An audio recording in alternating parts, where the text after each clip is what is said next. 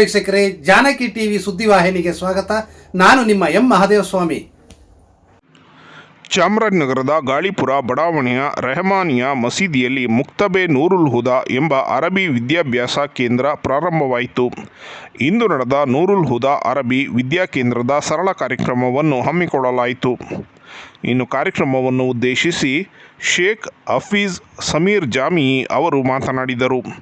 ಕಾರ್ಯಕ್ರಮದಲ್ಲಿ ಶೇಖ್ ಮೊಹಮ್ಮದ್ ಉಮರ್ ಫಾರೂಕಿ, ಶೇಖ್ ಸದಾಕತ್ ಉಲ್ಲಾ ಜಾಮಿಯಿ, ಹಫೀಜ್ ಸಲ್ಮಾನ್ ಜಾಮಿಯಿ, ಮೊಹಮ್ಮದ್ ಶಾಹಿದ್ ಸಲಫಿ, ಅಬ್ದುಲ್ಲಾ ಉಮ್ರಿ ಸೇರಿದಂತೆ ಹಲವರು ಭಾಗಿಯಾಗಿದ್ದರು.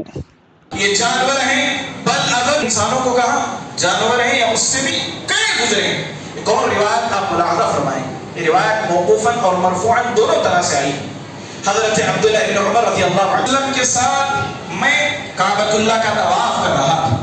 आपने काबतुल्लाह को देखा.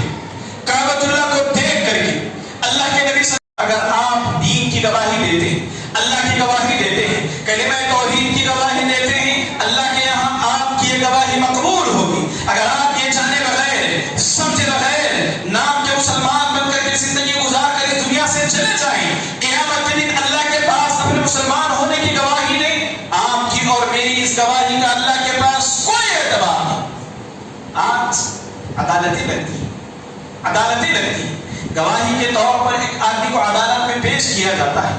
आप मुझे बताएं, जिस शख्स को गवाही के लिए बुलाया गया, वो शख्स जिस मसले से मुताल्लिक गवाही तलब की जा रही है, उस हादसे को नहीं जानता, उस कत्ल की वारदात को नहीं जानता, उस एक्सीडेंट के मौके को कौन किया, कब हुआ नहीं जानता. क्या जज उस आदमी की उस गवाही को कबूल करेगा? ये 2 टके की मामूली अदालत जहां एक काफिर बैठा होता है जो एक इंसान की गवाही को हालात कायम ना होने की वजह से रद्द कर देता है. हमारा रब जिसने हमें उसकी मारिफत के लिए, उसके दीन पर अमल करने के लिए, उसके रसूल को पहचान कर उनकी इत्तबा करने के लिए अगर हम इन बातों से लाइन रहकर चले गए, अल्लाह के पास हमारा यह मुसलमान होना क्या हमें फायदा देगा? हरगिज़ नहीं. याद रखें, सबसे पहली बात जो मुझ पर और आप पर वाजिब है, शरीयत का बुनियादी इल्म हासिल करना.